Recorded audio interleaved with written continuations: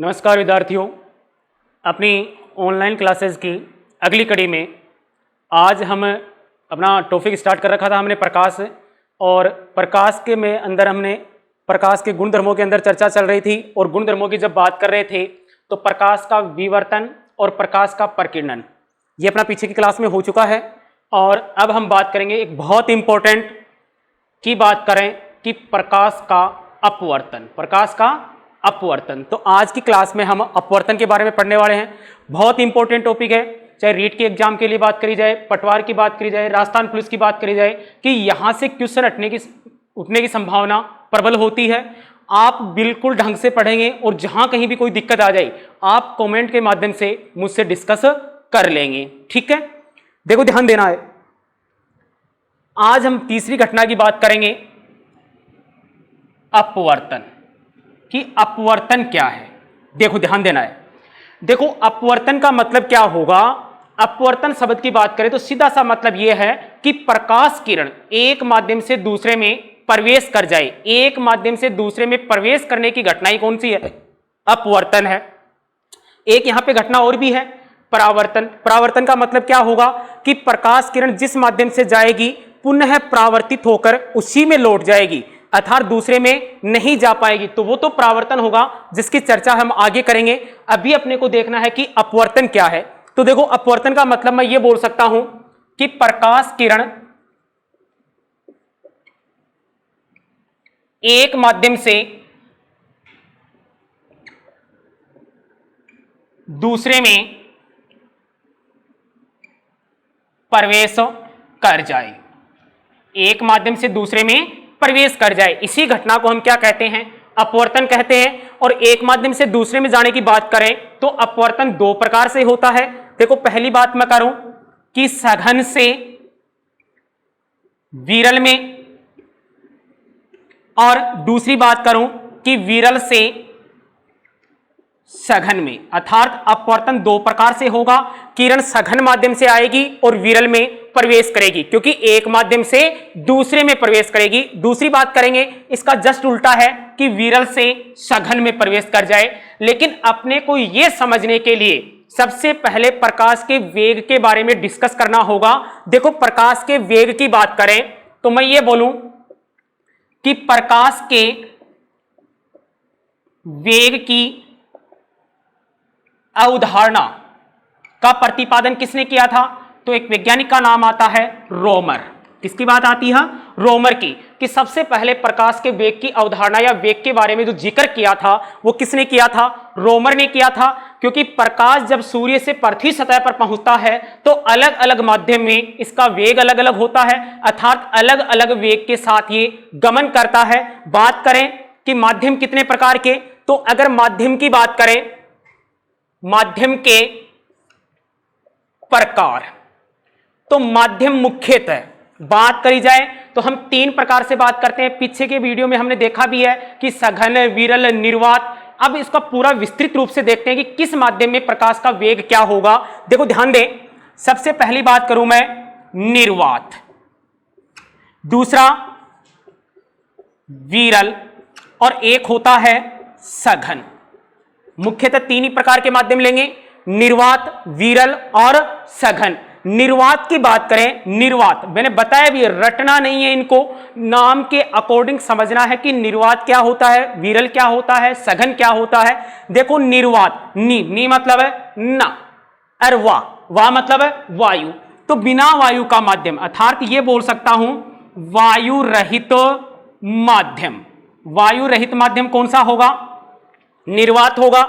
दूसरी बात विरल की करें तो विरल का मतलब पहला अक्षर क्या आ गया? देखो इसमें तो निर्वा, नीवा मतलब बिना वायु, और यहां पे वह आ गया, वह का मतलब है वायु। तो हम ये भी बोल सकते हैं कि वायु, और जिस माध्यम में वायु होती है वहां पर गैसें भी होती हैं, तो वायु व गैसों का माध्यम कौन सा हो गया? विरल हो गया। और सघन की बात करते हैं तो सघन में हम लेते हैं कोई जल का माध्यम है या कांच का माध्यम है। जल और कांच कौन से माध्यम में आएंगे? सघन माध्यम में आएंगे। तो ध्यान रखना है माध्यम तीन प्रकार के होंगे, निर्वात, विरल और सघन। अलग अलग माध्यम में प्रकाश का वेग अलग अलग होगा। देखो जैसे बात करें कि किस माध्यम में वेग कितना होगा। जो निर्वात का प्रकाश का वेग है इसको c से प्रदर्शित करते हैं। कई बार लिखा ना आपने, एक आता है आइंस्टीन का द्रव्यमान ऊर्जा संबंध। आइंस्टीन का द्रव्यमान ऊर्जा संबंध, या इसी को बोलते हैं सापेक्षिकता का सिद्धांत। आइंस्टीन का जो द्रव्यमान ऊर्जा संबंध है उसको किससे प्रदर्शित करते हैं, सापेक्षिकता का सिद्धांत भी कहते हैं। ये क्या है, आपने देखा हो कई बार लिखा होता है कि E बराबर mc स्क्वायर। E बराबर क्या होगा, mc स्क्वायर। E यहां पे जो है वो ऊर्जा है, m यहां पे जो है वो द्रव्यमान है, और c यहां पे जो है वो निर्वात में प्रकाश का वेग है। तो अपने को पता चल गया कि ये जो आइंस्टीन का द्रव्यमान ऊर्जा संबंध है, ये इतनी बात बता देगा। नाम देखो यहां पर, द्रव्यमान ऊर्जा संबंध किसी भी अभिक्रिया के दौरान, चाहे वो नाभिकीय संलयन है चाहे नाभिकीय विखंडन है, वहां पर द्रव्यमान की क्या होगी, क्षति होगी, नुकसान होगा। और द्रव्यमान का नुकसान किसके रूप में कन्वर्ट होगा, ऊर्जा के रूप में कन्वर्ट होगा। सीधी सी बात है। तो यहां पर जो C है वो C क्या है, निर्वात में प्रकाश का वेग। तो निर्वात में प्रकाश के वेग को किससे प्रदर्शित करते हैं, C से, और ये होता है 3 × 10⁸ मीटर पर सेकंड। अर्थात निर्वात में प्रकाश का वेग होगा 3 × 10⁸ मीटर पर सेकंड होगा। विरल की बात करें, विरल मतलब है वायु और गैसों का माध्यम। इसका हम जिक्र नहीं करेंगे क्योंकि वायु अलग अलग वायवीय और गैसीय माध्यम में वेग अलग अलग होता है। जैसे बात करें कि सल्फर डाइऑक्साइड, इसमें वेग होता है 2.68 × 10⁸ मीटर पर सेकंड। और अगर जल और कांच की बात करें तो जल में और कांच में भी वेग अलग अलग होगा। जल में प्रकाश का वेग होगा 2.25 × 10⁸ मीटर पर सेकंड, और कांच में होगा 2 × 10⁸ मीटर पर सेकंड। एक चीज ध्यान रखनी है, देखो निर्वात में भी वेग अलग है, गैसों में भी अलग है, जल में अलग है, कांच में अलग है। इसका मतलब प्रकाश का वेग अलग अलग माध्यम में क्या होगा, अलग अलग होगा। क्वेश्चन एक पुटअप होता है यहां पर कि प्रकाश का वेग किस कोटि का होता है। देखो 10⁸, 10⁸, 10⁸, 10⁸। तो आंसर अपना हो गया कि प्रकाश का वेग 10⁸ की कोटि का होता है। और अगर वेग के क्रम की बात करें कि वेग सबसे ज्यादा किस में होगा और सबसे कम किस में होगा, 10⁸ तो सब में जुड़ा हुआ है, कोई दिक्कत नहीं है। लेकिन यहां पर 3 है, यहां पर 2.68 है, 2.25 है, और यहां पर 2 है। तो सबसे ज्यादा वेग किस में हो गया, 3 है, मतलब 3 ज्यादा है ना इनसे। तो इसका मतलब सबसे ज्यादा वेग किस में हो गया, निर्वात में। निर्वात के बाद 2.68 इनसे कहीं ज्यादा है, तो इसका मतलब है विरल में, और सबसे कम जल और कांच में है, अर्थात किस में है, सघन में है। तो ध्यान रखना है कि प्रकाश का सबसे ज्यादा वेग निर्वात में होता है और सबसे कम वेग सघन में होता है। ये क्वेश्चन मोस्टली बहुत बार उठता है। जैसे अपने पीछे की फर्स्ट ग्रेड के एग्जाम की बात करें 2015 की, तो उसके अंदर जो फर्स्ट पेपर है उसमें जीएस के अंदर ये क्वेश्चन आया था कि प्रकाश का वेग सर्वाधिक किसमें होगा, निर्वात में होगा। अगर आ जाए कि सबसे कम किसमें होगा तो किसमें होगा, सघन में होगा। ठीक है, क्योंकि इसी वेग अपने को याद होगा तो ही हम अपवर्तन को समझ पाएंगे। समझ गए मेरी बात को। अब देखो ध्यान दे, अब अपने को वेग याद रखना है सबसे ज्यादा निर्वात में, फिर विरल में, सबसे कम सघन में। अब बात करते हैं हम कि अपवर्तन 2 प्रकार से होता है, सघन से विरल और विरल से सघन में। तो ध्यान दे,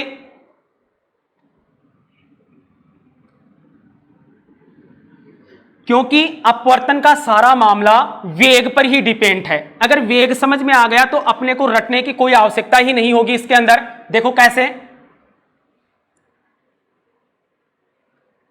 मैंने बताया है कि अपवर्तन 2 प्रकार से, पहला तो क्या बताया कि सघन से विरल में, और दूसरा क्या बताया, विरल से सघन में। ठीक है, किरण एक माध्यम से दूसरे में जाएगी, यहां सघन से आएगी, विरल में जाएगी, यहां विरल से आएगी और सघन में जाएगी। देखो कैसे क्या होगा, यदि मैं बात करूं कि ये कोई विभाजक सतह है, विभाजक सतह का मतलब कोई भी दो माध्यमों को विभाजित करने वाली रेखा है। इधर मैं मानूं कि कौन सा माध्यम है, सघन माध्यम है, और इधर मैं मान लेता हूं विरल माध्यम है, कोई दिक्कत नहीं है।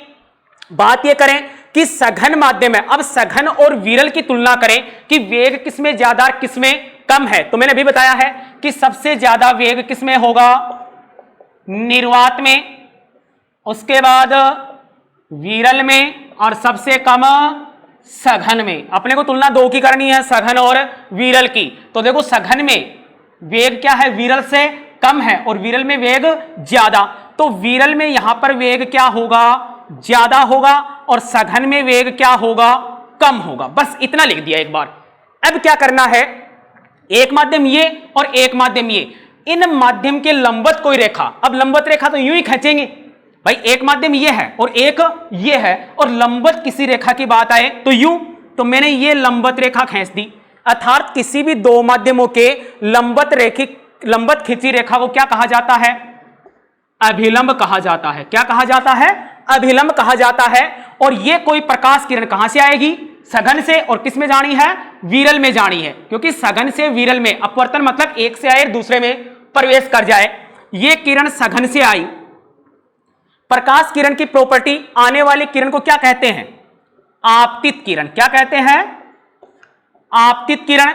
और जितने भी सारे कोण बनते हैं वो किसके साथ बनते हैं, अभिलंब के साथ। तो ये आपतित किरण है और इसका अभिलंब के साथ बना कोण आई, ये कौन सा होगा, आपतन कोण। कौन सा कोण होगा, आपतन कोण होगा।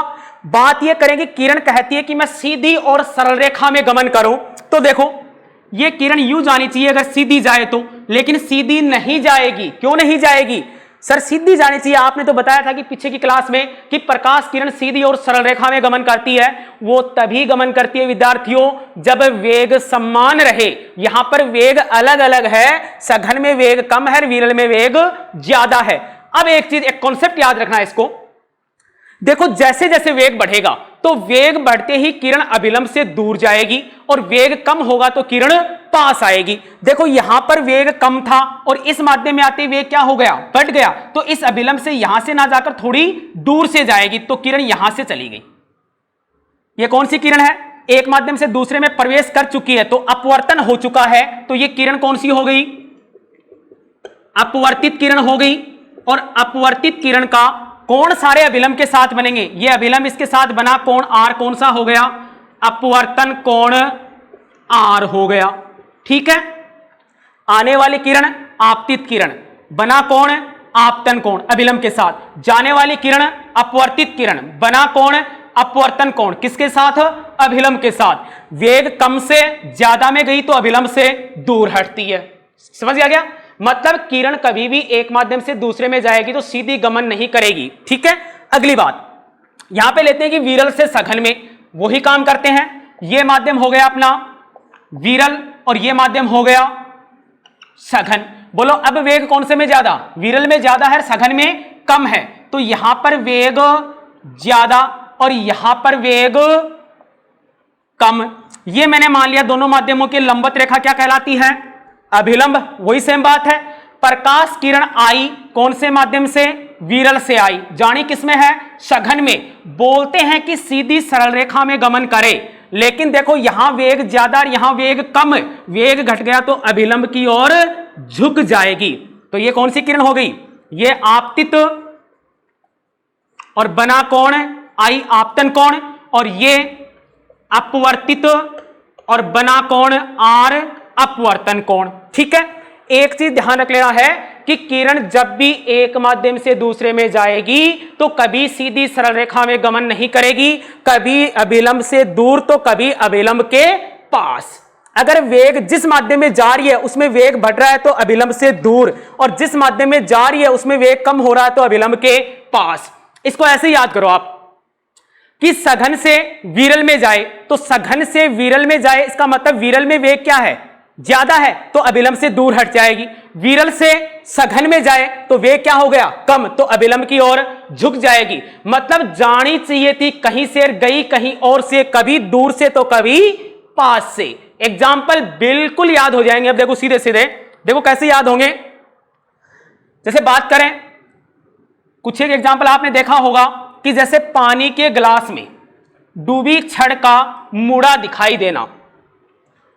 पानी गिलास में डूबी छड़ का मुड़ा दिखाई देना। एग्जाम्पल में रटना नहीं है, सिर्फ एक चीज ध्यान रखनी है कि किरण जानी चाहिए थी कहीं से, मतलब सीधी, और गई कहीं और से, कभी पास से तो कभी दूर से। तो सारे वो एग्जाम्पल जिसमें वास्तव में कुछ है और दिखने में कुछ और है, तो वो सारे एग्जाम्पल आपको किस में टिका देने हैं, अपवर्तन में टिका देने हैं।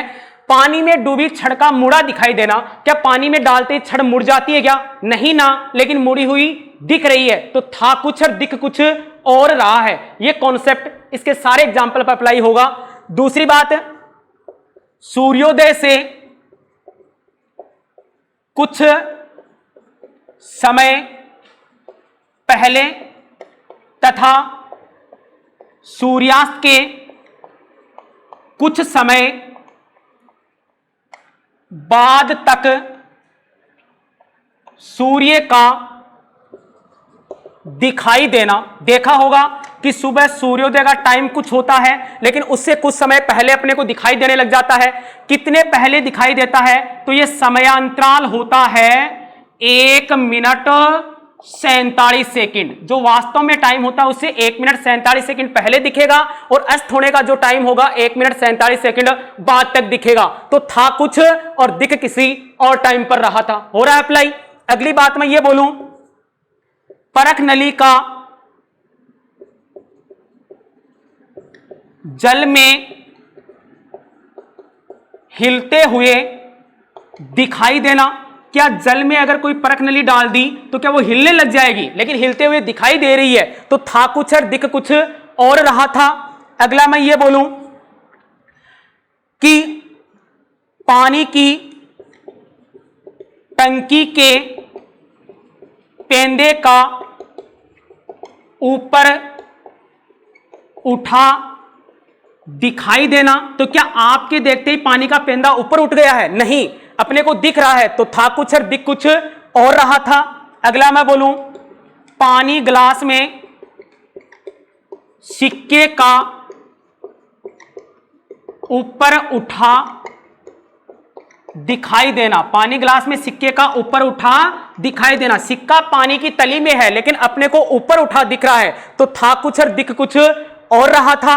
अगला मैं ये बोलूं कि समुद्र का या समुद्र में मछली का वास्तविक गहराई से कम गहराई पर दिखना।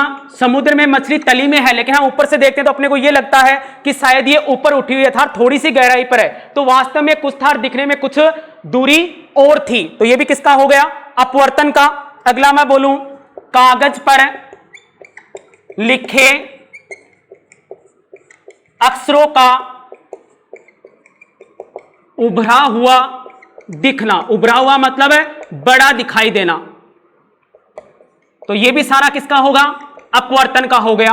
तो ध्यान रखना है कि वो सारे एग्जाम्पल अपवर्तन में करने हैं अपने को, कि जिसमें वास्तव में कुछ है और दिखने में कुछ और है। ये कॉन्सेप्ट अपने हर एग्जाम्पल पे लागू होगा कि ग्लास में डूबी छड़ मुड़ी तो मुड़ी नहीं है, लेकिन मुड़ी हुई दिखाई दे रही है। तो ये सारे के सारे एग्जाम्पल की है कुछ और दिख कुछ और है, मतलब उसी पे कॉन्सेप्ट लागू कर लो कि किरण जानी चाहिए थी कहीं से, गई कहीं और से, कभी पास से तो कभी दूर से। एग्जाम्पल सारे वो कि वास्तव में कुछ है, दिखने में कुछ और है। ये सारी चीजें अपने को अपवर्तन में देखने को मिलती हैं। अब दोस्तों अगली क्लास में हम अपवर्तन पर आधारित एक घटना है अपवर्तनांक, उसकी बात करेंगे। अब एक बार फिर से आपका स्वागत है।